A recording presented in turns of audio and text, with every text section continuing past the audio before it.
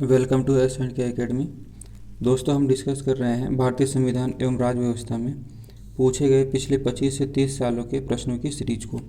इस सीरीज का दोस्तों ये पार्ट 2 वीडियो है, जिसे हम डिस्कस करेंगे 2020 तक हुए सभी संशोधन सहित प्रश्नों का डिटेल्स एक्सप्लेनेशन के साथ। इस वीडियो को हम कवर करेंगे।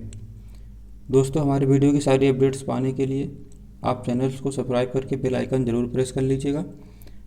और अगर आपको हमारे क्वेश्चन की क्वालिटी पसंद आती है दोस्तों, तो चैनल को लाइक ज़रूर करिएगा और अपने दोस्तों के साथ शेयर ज़रूर करिएगा। चलिए डिस्कस करते हैं आज के वीडियो में।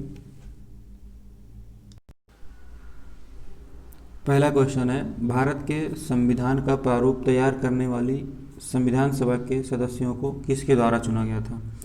दोस्तों, भारत के संविधान सभा का प्रारूप तैयार करने वाली संविधान सभा के सदस्यों को विभिन्न प्रांतों की विधानसभाओं के द्वारा चुना गया था। दोस्तों, विभिन्न प्रांतों के लोगों ने वयस्क मताधिकार के आधार पर विधानसभाओं का निर्वाचन किया था और उन्हीं विधानसभाओं के सदस्यों द्वारा पुनः संविधान सभा के सदस्यों का निर्वाचन हुआ था, जिसके माध्यम से संविधान सभा के सदस्य जो थे वो विभिन्न प्रांतों की विधानसभाओं द्वारा यानी कि अप्रत्यक्ष निर्वाचन द्वारा निर्वाचित किए गए थे। तो हमारा आंसर हो जाएगा दोस्तों option number C. Next question है दोस्तों, भारतीय संविधान के निर्माण से संबंधित निम्नलिखित कथनों में से कौन सा कथन सही है, और उन कथनों में से दोस्तों सही कथन का हमें चयन करना है। पहला कथन दिया गया है दोस्तों, पंडित नेहरू के उद्देश्य प्रस्ताव का जो संविधान सभा द्वारा स्वीकार किया गया था, संविधान के निर्माण पर उसका असर था। ये कथन बिल्कुल सही है दोस्तों, क्योंकि पंडित नेहरू के उद्देश्य प्रस्ताव जो कि संविधान सभा द्वारा स्वीकार किया गया था, संविधान के निर्माण में उसका काफ़ी असर था। दूसरा कथन दिया गया दोस्तों, उद्देशिका बहुत महत्वपूर्ण उद्देश्यों की पूर्ति करती है। ये भी कथन आपका बिल्कुल सही है दोस्तों, क्योंकि संविधान की रचना के समय उसके रचयिताओं का क्या उद्देश्य था तथा वे किन आदर्शों को संविधान में स्थापित करना चाहते थे, इन जैसे प्रश्नों का जवाब दोस्तों हमें उद्देशिका से ही मिलता है। इसलिए उद्देशिका बहुत ही महत्वपूर्ण उद्देश्यों की पूर्ति करती है हमारे भारतीय संविधान में। तीसरा कथन दिया गया है दोस्तों, संविधान को भारत के लोगों ने तैयार किया था। ये भी बिल्कुल सही कथन है दोस्तों। चौथा कथन दिया गया है इसमें, राज्य के मुखिया को लोग प्रत्यक्ष रूप से निर्वाचित करते हैं। यहाँ पे राज्य के मुखिया से तात्पर्य दोस्तों भारत के राष्ट्रपति से है। ये कथन गलत है दोस्तों, क्योंकि भारतीय संविधान के तहत राज्य के मुखिया यानी कि राष्ट्रपति का निर्वाचन जो होता है वो लोगों द्वारा प्रत्यक्ष रूप से नहीं बल्कि अप्रत्यक्ष रूप से जनप्रतिनिधियों के माध्यम से किया जाता है। अप्रत्यक्ष रूप से जनप्रतिनिधियों का तात्पर्य दोस्तों संसद एवं विधानसभा सदस्यों के माध्यम से किया जाता है, ना कि प्रत्यक्ष रूप से निर्वाचित किया जाता है लोगों द्वारा। इसमें चौथा कथन आपको गलत हो जाएगा। हमारा आंसर हो जाएगा इसमें ऑप्शन नंबर ए, 1, 2 और 3 सही है। नेक्स्ट क्वेश्चन है दोस्तों, संविधान निर्मात्री परिषद की झंडा समिति के अध्यक्ष कौन थे। दोस्तों, इस क्वेश्चन का आंसर कुछ किताबों में डॉक्टर राजेंद्र प्रसाद दिया गया है, कुछ किताबों में जे.बी. कृपलानी दिया गया है। तो इसमें आप लोग कंफ्यूज मत होना, इसका सही आंसर है डॉक्टर राजेंद्र प्रसाद। डॉक्टर राजेंद्र प्रसाद संविधान निर्मात्री परिषद की झंडा समिति के अध्यक्ष थे। क्योंकि दोस्तों भारतीय इतिहास में 2 झंडा समितियों का विशेष उल्लेख मिलता है। पहले झंडा समिति दोस्तों 2 अप्रैल 1931 को कांग्रेस के कराची अधिवेशन में गठित की गई थी, जिसके अध्यक्ष सरदार वल्लभ भाई पटेल जी थे। और दूसरी तदर्थ झंडा समिति का गठन दोस्तों संविधान निर्मात्री परिषद ने 23 जून 1947 को किया था। 23 जून 1947 को किया था, जिसके अध्यक्ष डॉक्टर राजेंद्र प्रसाद जी थे। आचार्य जे.बी. कृपलानी की बात की जाए दोस्तों, तो जे.बी. कृपलानी किसी झंडा समिति के अध्यक्ष नहीं थे, ना ही ये सदस्य थे किसी झंडा समिति के। इसलिए इसमें कंफ्यूज मत होना दोस्तों, आपका आंसर इसमें डॉक्टर राजेंद्र प्रसाद जी होगा। नेक्स्ट क्वेश्चन है दोस्तों, नीचे 2 वक्तव्य दिए गए हैं, इनमें से हमें सही कथन का चयन करना है। कथन ए कहता है दोस्तों, भारत का संविधान देश की आवश्यकताओं की पूर्ति करता है। बिल्कुल सही है दोस्तों, क्योंकि भारत का संविधान देश की आवश्यकताओं की पूर्ति करने में पूर्णतः सक्षम है। कारण आर कहता है दोस्तों, इसको एक ग्रहित संविधान कहा जाता है। ये भी बिल्कुल सही दोस्तों, क्योंकि यहाँ पे गृहीत संविधान का तात्पर्य विभिन्न देशों के संविधानों से तथ्य एवं विचार ग्रहण किए गए हैं। यानी कि हमारे संविधान में जो तथ्य हैं वो कई देशों से लिए गए हैं। यहाँ पे कथन ए और कारण आर दोनों सही है दोस्तों, लेकिन कारण आर जो है वो कथन ए का सही स्पष्टीकरण नहीं करता है, क्योंकि भावी आवश्यकताओं के मद्देनज़र इसमें संशोधन संबंधी प्रावधान के कारण ही दोस्तों भारत का संविधान देश की आवश्यकताओं की पूर्ति करने में पूर्णतः सक्षम है, ना कि एक गृहीत संविधान के कारण। नेक्स्ट क्वेश्चन है हमारा, निम्नलिखित में से संविधान सभा के बारे में गलत कथन कौन सा है? तो दोस्तों पहला ऑप्शन जो दिया गया है इसने बड़ी संख्या में समितियों की मदद से काम किया था, उनमें से प्रारूप समिति सबसे महत्वपूर्ण समिति थी। दोस्तों ये ऑप्शन आपका बिल्कुल सही है, क्योंकि संविधान सभा के बारे में समितियों की मदद से ही काम किया गया था, जिसमें से सबसे बड़ी महत्वपूर्ण समिति जो थी दोस्तों वो प्रारूप समिति थी, जिसमें कुल 7 सदस्य थे और उसके अध्यक्ष जो थे दोस्तों वो थे डॉक्टर भीमराव अंबेडकर जी। अगला ऑप्शन इसमें दिया गया है दोस्तों, अल्पसंख्यक समुदाय जैसे ईसाई, एंग्लो इंडियन और पारसियों को सभी में पर्याप्त प्रतिनिधित्व दिया गया था। दोस्तों आपका यह भी ऑप्शन बिल्कुल सही है, क्योंकि संविधान सभा में ईसाई, एंग्लो इंडियन और पारसियों को जो था वो सभी में पर्याप्त प्रतिनिधित्व दिया गया था। आपका अगला ऑप्शन है ऑप्शन नंबर सी, इसका निर्वाचन सार्वभौम वयस्क मताधिकार के आधार पर किया गया था। दोस्तों ये ऑप्शन आपका बिल्कुल गलत है, क्योंकि संविधान सभा के सदस्यों का जो निर्वाचन था वह प्रांतीय संविधान सभा के सदस्यों द्वारा अप्रत्यक्ष निर्वाचन के द्वारा हुआ था, ना कि सार्वभौम वयस्क मताधिकार के आधार पर प्रत्यक्ष विधि के द्वारा। तो ये ऑप्शन आपका दोस्तों गलत हो जाएगा, यही आपका आंसर सही हो जाएगा, क्योंकि इसमें गलत कथन हमें चुनना था। ऑप्शन नंबर डी है आपका दोस्तों, इसकी चुनाव प्रक्रिया 1935 के अधिनियम के 6वीं अनुसूची पर आधारित थी, जो कि कर, संपत्ति और शैक्षणिक योग्यता के कारण मताधिकार सीमित था। दोस्तों ये भी ऑप्शन आपका बिल्कुल सही है। नेक्स्ट क्वेश्चन है, संविधान सभा के चुने हुए अस्थायी अध्यक्ष कौन थे? दोस्तों संविधान सभा के चुने हुए अस्थायी अध्यक्ष थे डॉक्टर राजेंद्र प्रसाद जी। 11 दिसंबर 1946 को संविधान सभा ने डॉक्टर राजेंद्र प्रसाद को निर्विरोध संविधान सभा के लिए अस्थायी अध्यक्ष के रूप में चुना गया था। अस्थायी अध्यक्ष दोस्तों डॉक्टर राजेंद्र प्रसाद जी थे, अस्थायी अध्यक्ष जो थे वो डॉक्टर सच्चिदानंद सिन्हा थे।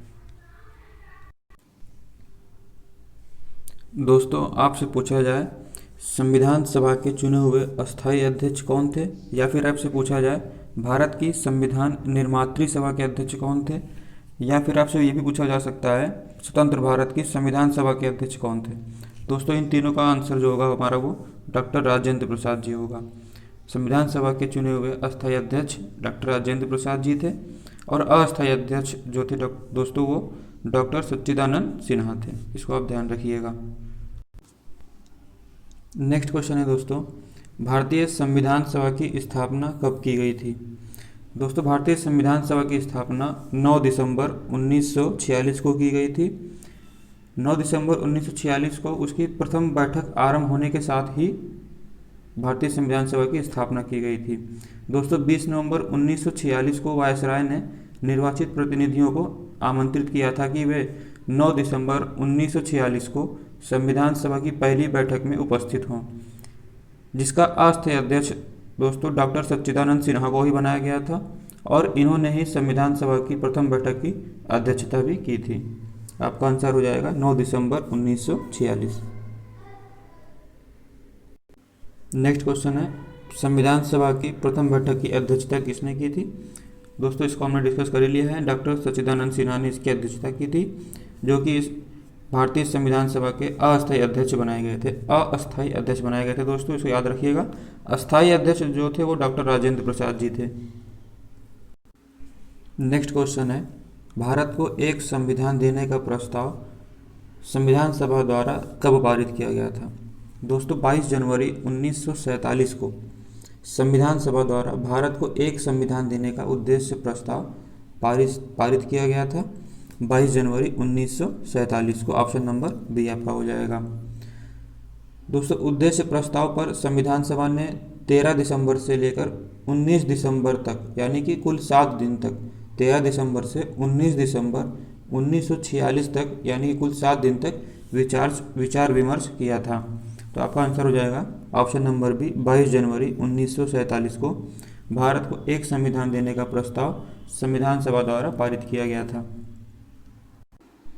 हमारा नेक्स्ट क्वेश्चन है, संविधान सभा के सम्मुख संविधान की प्रस्तावना का प्रस्ताव किसने रखा था? दोस्तों संविधान सभा की कार्यवाही जो थी वो 13 दिसंबर 1946 को जवाहरलाल नेहरू द्वारा उद्देश्य प्रस्ताव से प्रारंभ हुई थी। जवाहरलाल नेहरू के द्वारा उद्देश्य प्रस्ताव से 13 दिसंबर 1946 को प्रारंभ हुई थी, जिसे 22 जनवरी 1947 को पारित किया गया था। आगे चलकर यही उद्देश्य प्रस्ताव जो था दोस्तों वह प्रस्तावना का प्रारूप बना था। आपका आंसर हो जाएगा option number A, Jawaharlal Nehru.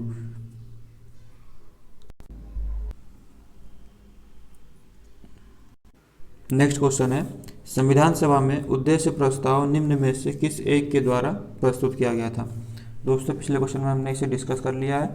Pandit Jawaharlal Nehru ने संविधान सभा में उद्देश्य प्रस्ताव प्रस्तुत किया था। नेक्स्ट क्वेश्चन है दोस्तों, भारतीय संविधान को बनाने के लिए भारतीय संविधान सभा के कुल कितने अधिवेशन हुए थे? दोस्तों आप सभी को पता है भारतीय संविधान के निर्माण में संविधान सभा को 2 वर्ष 11 माह एवं 18 दिन का समय लगा था। संविधान सभा में निर्माण में दोस्तों संविधान सभा द्वारा कुल 11 अधिवेशन हुए थे, जिसकी अवधि कुल 165 दिन की थी। इन अधिवेशन के अलावा दोस्तों संविधान सभा की एक बैठक जो थी वो 24 जनवरी 1950 को हुई थी, जो कि यह संविधान सभा की अंतिम बैठक थी। इस प्रकार दोस्तों संविधान सभा की कुल 12 अधिवेशन हुए थे। अगर देखा जाए तो 11 अधिवेशन के अलावा एक बैठक जो हुई थी वो 24 जनवरी 1950 को हुई थी, जबकि 26 नवंबर 1949 को दोस्तों संविधान को अंगीकृत किया गया था। इसे आप ध्यान रखिएगा। नेक्स्ट क्वेश्चन है दोस्तों, निम्नलिखित में से संविधान सभा की संघ संविधान समिति का अध्यक्ष कौन था? दोस्तों संविधान सभा की संघ संविधान समिति का अध्यक्ष जो थे वो पंडित जवाहरलाल नेहरू जी थे। दोस्तों संविधान सभा ने संघ संविधान समिति सहित कुल 8 प्रमुख समितियों का गठन किया था, जिसमें से संघ संविधान समिति के अध्यक्ष जो थे वो पंडित जवाहरलाल नेहरू जी थे। इसमें दोस्तों प्रमुख 8 समितियों को हम जान लेते हैं। इसमें पहला है नियम समिति। नियम समिति के अध्यक्ष दोस्तों डॉक्टर राजेंद्र प्रसाद जी थे, और उसमें से संचालन समिति के अध्यक्ष डॉक्टर राजेंद्र प्रसाद जी ही थे। रियासत समिति के अध्यक्ष जो थे दोस्तों वो डॉक्टर राजेंद्र प्रसाद जी ही थे। इसमें रियासत समिति का संबंध दोस्तों देशी रियासतों से वार्ता के लिए है।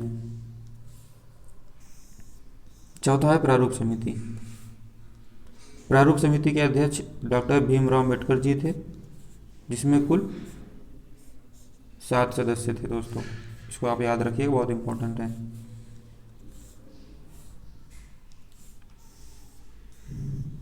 पांचवी समिति है दोस्तों सलाहकार समिति।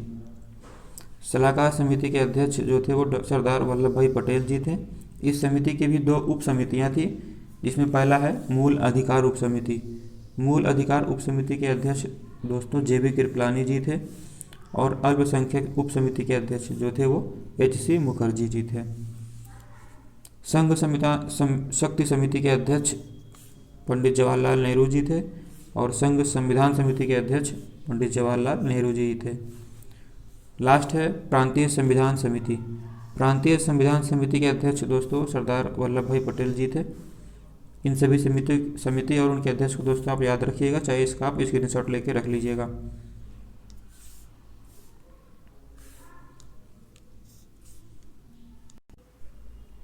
नेक्स्ट क्वेश्चन है दोस्तों, भारतीय संविधान सभा की प्रारूप समिति के अध्यक्ष कौन थे? दोस्तों भारतीय संविधान सभा की प्रारूप समिति के अध्यक्ष जो थे वो डॉक्टर भीमराव अम्बेडकर जी थे। प्रारूप समिति का गठन दोस्तों 29 अगस्त 1947 को किया गया था, जिसके अध्यक्ष डॉक्टर भीमराव अम्बेडकर जी थे। डॉक्टर भीमराव अंबेडकर जी के अलावा दोस्तों 6 सदस्य थे। अगर आपसे ये प्रश्न पूछा जाए कि प्रारूप समिति में कुल कितने सदस्य थे, तो आपका आंसर होगा दोस्तों 7। लेकिन अगर आपसे ये पूछा जाए डॉक्टर भीमराव अंबेडकर की अध्यक्षता में संविधान सभा की प्रारूप समिति में कितने अन्य सदस्य थे, तो आपका आंसर होगा 6। इस दोनों पॉइंट का बिल्कुल याद रखिएगा दोस्तों।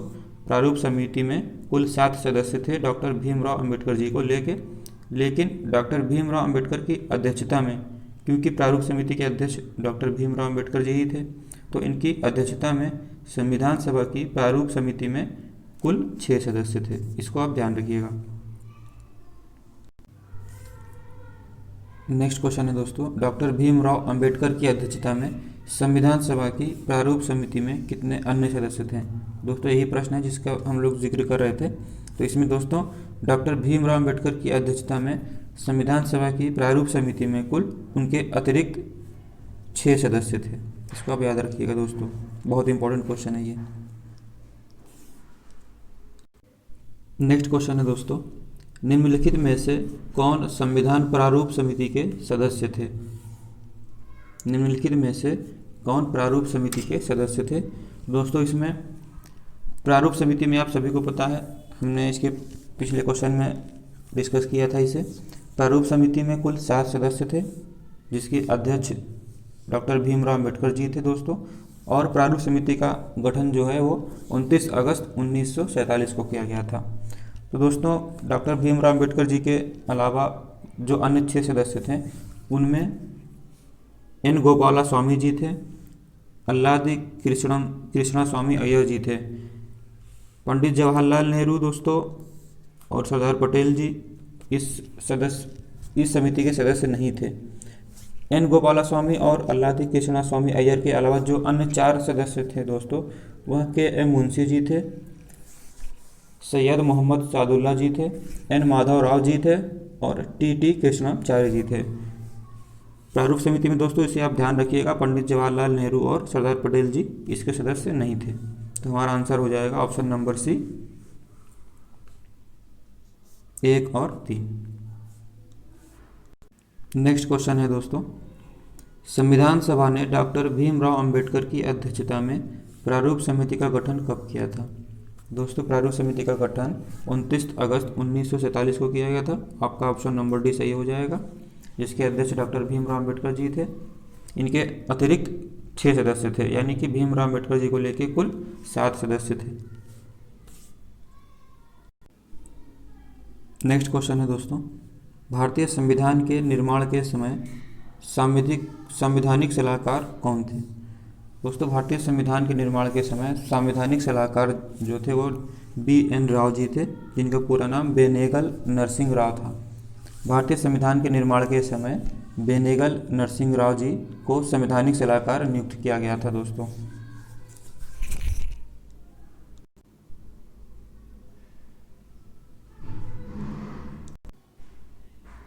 नेक्स्ट क्वेश्चन है दोस्तों, भारतीय संविधान का प्रथम प्रारूप किसके द्वारा तैयार किया गया था।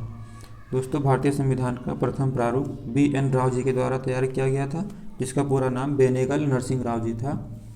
दोस्तों भारतीय संविधान सभा के संवैधानिक सलाहकार BN राव द्वारा संविधान का पहला प्रारूप तैयार किया गया था, जिस पर विचार एवं परिवर्तन करके, यानी कि BN राव जी द्वारा संविधान का पहला प्रारूप तैयार किया गया था, उस पर विचार एवं परिवर्तन करके प्रारूप समिति द्वारा संविधान सभा के समक्ष संविधान का मसौदा प्रस्तुत किया गया था। प्रारूप समिति के सदस्य अध्यक्ष जो थे दोस्तों वो डॉक्टर भीमराव अंबेडकर जी थे। BN राव के दोस्तों BN राव के मूल प्रारूप में 243 अनुच्छेद थे और 13 अनुसूचियाँ थी। इसे आप ध्यान रखिएगा। नेक्स्ट क्वेश्चन है दोस्तों, भारत की संविधान सभा ने राष्ट्रीय ध्वज को सर्वप्रथम कब स्वीकार किया गया था। तो दोस्तों राष्ट्रीय ध्वज को सर्वप्रथम भारतीय संविधान सभा के द्वारा ही स्वीकार किया गया था, जो कि 22 जुलाई 1947 को भारत का राष्ट्रीय ध्वज स्वीकार किया गया। 22 जुलाई 1947 को दोस्तों भारत की संविधान सभा ने राष्ट्रीय ध्वज को सर्वप्रथम स्वीकार किया था। नेक्स्ट क्वेश्चन है दोस्तों, निम्नलिखित कथनों पर विचार कीजिए और उनमें से कौन से कथन सही हैं? दोस्तों पहला कथन है, भारत की संविधान सभा ने राष्ट्रीय ध्वज का प्रारूप 22 जुलाई 1947 को अपनाया था। दोस्तों भारत की संविधान सभा द्वारा राष्ट्रीय ध्वज का प्रारूप जो है वो 22 जुलाई 1947 को ही अपनाया गया था, इसलिए यह कथन हमारा सही हो जाएगा। दूसरा कथन है हमारा, राष्ट्रीय ध्वज के बीच चक्र में 21 तीलियां हैं। दोस्तों ये गलत है, क्योंकि राष्ट्रीय ध्वज के बीच में चक्र में 24 तीलियां होती हैं। तीसरा कथन है हमारा, राष्ट्रीय ध्वज की चौड़ाई और लंबाई का अनुपात 3 और 4 है। दोस्तों ये कथन गलत है, क्योंकि राष्ट्रीय ध्वज की चौड़ाई और लंबाई का अनुपात जो होता है वो 2:3 का होता है। इस हिसाब से हमारे दूसरे और तीसरे कथन गलत हो जाएंगे, हमारा पहला कथन सही है। हमारा आंसर हो जाएगा ऑप्शन नंबर सी, केवल 1। नेक्स्ट क्वेश्चन है दोस्तों, भारत का संविधान पूर्ण रूप से कब तैयार हुआ था? दोस्तों इसमें क्वेश्चन पूछा गया है, भारत का संविधान पूर्ण रूप से कब तैयार हुआ था? तो दोस्तों तैयार होने की बात अगर कही जाए तो भारत का संविधान पूर्ण रूप से 26 नवंबर 1949 को तैयार हुआ था। लेकिन अगर यहाँ पे दूसरा क्वेश्चन पूछा जाता, क्वेश्चन कि संविधान के पूर्ण रूप से लागू होने तथा पूर्ण रूप से क्रियान्वित होने की तारीख क्या है? तो दोस्तों इसमें आपका आंसर हो जाता है 26 जनवरी 1950, क्योंकि भारतीय संविधान की उद्देशिका में दोस्तों उल्लेख किया गया है कि 26 नवंबर 1949 को भारत के लोगों ने संविधान को अंगीकृत किया, अधिनियमित किया और आत्मसमर्पित किया। संविधान को अपनाने की अगर बात कही जाए दोस्तों, उसके पूर्ण होने की बात कही जाए या फिर पारित होने तथा उसके अंतिम रूप की तारीख की बात की जाए तो दोस्तों वह 26 नवंबर 1949 को ही माना जाता है। इसी दिन नागरिकता, अंतःकालीन संसद और अस्थायी और संक्रमणकालीन उपबंध भी लागू हुए थे, इसलिए आपका आंसर हो जाएगा 26 नवंबर 1949। लेकिन अगर आपसे यहाँ पे ये पूछा गया होता कि संविधान के पूर्ण रूप से लागू होने तथा पूर्ण रूप से क्रियान्वित होने की तारीख क्या है, तो आपका आंसर हो जाता ऑप्शन नंबर ए 26 जनवरी 1950। यहाँ पे पूछा गया आपसे भारत का संविधान पूर्ण से तैयार कब हुआ है, इसलिए आपका आंसर होगा 26 नवंबर 1949 को। नेक्स्ट क्वेश्चन है दोस्तों, संविधान को 26 जनवरी के दिन लागू करने का निर्णय इसलिए किया गया क्योंकि, इसमें हमें एक ऑप्शन बताना है दोस्तों जो कि सही है। तो पहले हम लोग इसको डिस्कस कर लेते हैं। दोस्तों भारतीय राष्ट्रीय कांग्रेस के लाहौर अधिवेशन में, जो कि दिसंबर 1929 में हुआ था, लाहौर अधिवेशन में पूर्ण स्वराज की घोषणा की गई थी। भारतीय राष्ट्रीय कांग्रेस के लाहौर अधिवेशन में पूर्ण स्वराज की घोषणा की गई थी, इसे आप याद रखिएगा। तथा 26 जनवरी को स्वतंत्रता दिवस मनाए जाने का संकल्प लिया गया 1930 से। कांग्रेस ने ही दोस्तों 26 जनवरी 1930 में ही स्वतंत्रता दिवस के रूप में मनाए जाने का निर्णय लिया था। तब से प्रत्येक वर्ष दोस्तों 26 जनवरी को स्वतंत्रता दिवस के रूप में मनाया जाने लगा था। लेकिन स्वतंत्रता प्राप्ति के बाद 26 जनवरी की तारीख को यादगार बनाने के लिए दोस्तों भारतीय संविधान को पूर्णतः 26 जनवरी 1950 को लागू किया गया था। तो इसमें हमारा आंसर हो जाएगा दोस्तों ऑप्शन नंबर ए, जो कि कांग्रेस ने इस तिथि को 1930 में स्वतंत्रता दिवस के रूप में मनाए जाने का निर्णय लिया था 26 जनवरी को दोस्तों। नेक्स्ट क्वेश्चन है, भारतीय संविधान को अपनाया गया था किसके द्वारा? दोस्तों संविधान सभा के 11वें अधिवेशन में 26 नवंबर 1949 को भारतीय संविधान सभा द्वारा अपनाया गया था दोस्तों, इसे आप याद रखिएगा। भारतीय संविधान को संविधान सभा के द्वारा अपनाया गया था। नेक्स्ट क्वेश्चन है दोस्तों, भारतीय संविधान को 26 नवंबर 1949 को किसके द्वारा अधिनियमित किया गया था? दोस्तों भारतीय संविधान को 26 नवंबर 1949 को संविधान सभा के द्वारा अधिनियमित किया गया था। ऑप्शन नंबर ए आपका सही हो जाएगा।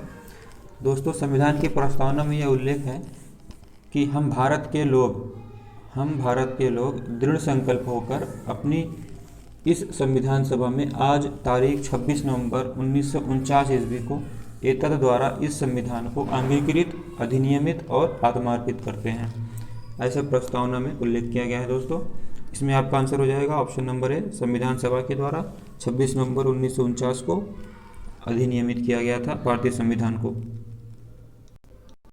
नेक्स्ट क्वेश्चन है दोस्तों, भीमराव अंबेडकर जी का संविधान सभा में निर्वाचन किस राज्य से हुआ था?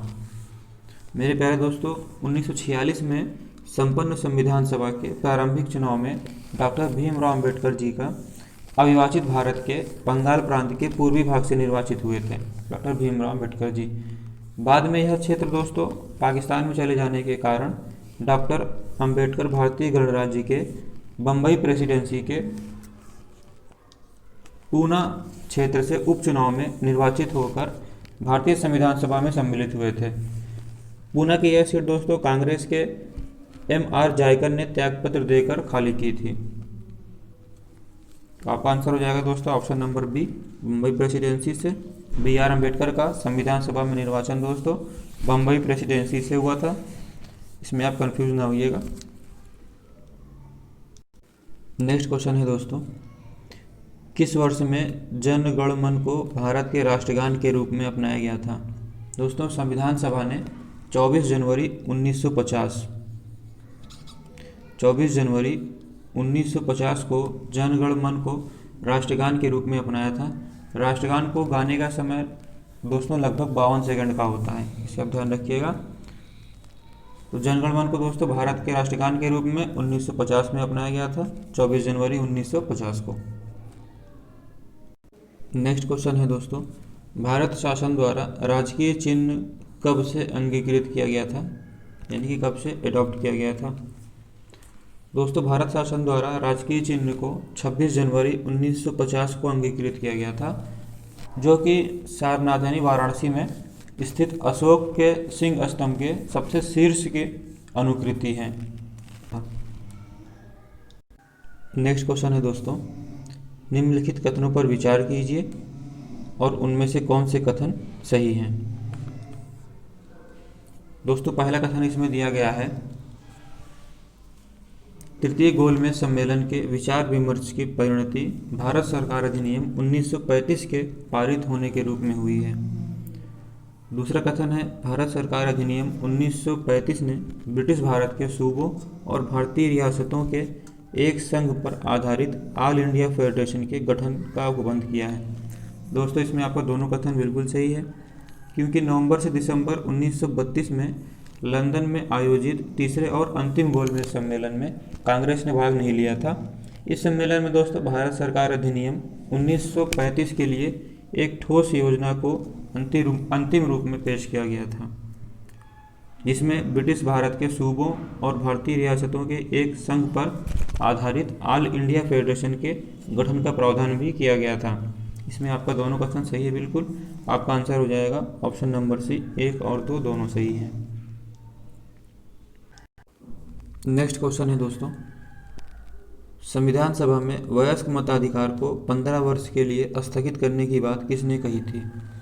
दोस्तों संविधान सभा में वयस्क मताधिकार विषय पर बहस करने के दौरान मौलाना अबुल कलाम आज़ाद ने वयस्क मताधिकार को 15 वर्ष के लिए स्थगित करने की वकालत की थी, लेकिन डॉक्टर राजेंद्र प्रसाद एवं पंडित जवाहरलाल नेहरू जी ने जोरदार ढंग से इसे अपनाने के लिए इसका समर्थन किया था, लेकिन इसकी वकालत जो की थी वो डॉक्टर मौलाना अबुल कलाम आज़ाद ने की थी। आपका आंसर हो जाएगा दोस्तों ऑप्शन नंबर सी, संविधान सभा में वयस्क मताधिकार को 15 वर्ष के लिए स्थगित करने की बात मौलाना अबुल कलाम आज़ाद ने की थी। नेक्स्ट क्वेश्चन है दोस्तों, निम्नलिखित में से किसने यह सुझाव दिया था कि भारत की स्वतंत्रता के बाद भारतीय राष्ट्रीय कांग्रेस को एक राजनीतिक दल के रूप में भंग कर दिया जाना चाहिए? दोस्तों भारत की स्वतंत्रता के बाद महात्मा गांधी ने यह सुझाव दिया था कि भारतीय राष्ट्रीय कांग्रेस को अब एक राजनीतिक दल के रूप में भंग कर दिया जाना चाहिए। आपका आंसर हो जाएगा दोस्तों option number D, Mahatma Gandhi ji. Next question है दोस्तों, अपनी राष्ट्रवादी प्रतिक्रिया में भारतीय संविधान के निर्माताओं में अल्पसंख्यकों के हितों तथा भावनाओं के महत्व को कम करके आंका है। यह कथन किसका है? अपनी राष्ट्रवादी प्रतिक्रिया में भारतीय संविधान के निर्माताओं में अल्पसंख्यकों के हितों तथा भावनाओं के महत्व को कम करके आंका है, यह कथन किसका है? दोस्तों यह कथन है आइवर जेनिंग्स का। ऑप्शन नंबर डी आपका बिल्कुल सही हो जाएगा। उनका मानना था दोस्तों कि भारतीय संविधान निर्माताओं ने भारतीय संघ में अल्पसंख्यक हितों और भावनाओं को उनके महत्व को न्यूनतम रखने का प्रयास किया है। आपका ऑप्शन हो जाएगा डी। नेक्स्ट क्वेश्चन है, किसने कहा था संविधान सभा कांग्रेस थी और कांग्रेस भारत था? दोस्तों, संविधान सभा कांग्रेस थी और कांग्रेस भारत था, यह कथन पद्मश्री पुरस्कार प्राप्तकर्ता इतिहासकार ग्रेनविले ऑस्टिन का था। ग्रेनविले ऑस्टिन का था। आपका ऑप्शन नंबर ए बिल्कुल सही है, ग्रेनविले ऑस्टिन। इन्होंने संविधान सभा कांग्रेस थी और कांग्रेस भारत था यह वक्तव्य दिया था। इनका यह कथन दोस्तों इनकी पुस्तक द इंडियन कॉन्स्टिट्यूशन से लिया गया है, इसमें वर्णित है। नेक्स्ट क्वेश्चन है दोस्तों, भारतीय संविधान में कुल कितनी महिला सदस्याएं थी? दोस्तों, भारतीय संविधान सभा में कुल महिलाओं की संख्या 15 थी। आपका ऑप्शन नंबर ए बिल्कुल सही है। आज के वीडियो में दोस्तों बस इतना ही। मिलते हैं नेक्स्ट वीडियो में ऐसे ही प्रश्नों के साथ। Thanks for watching.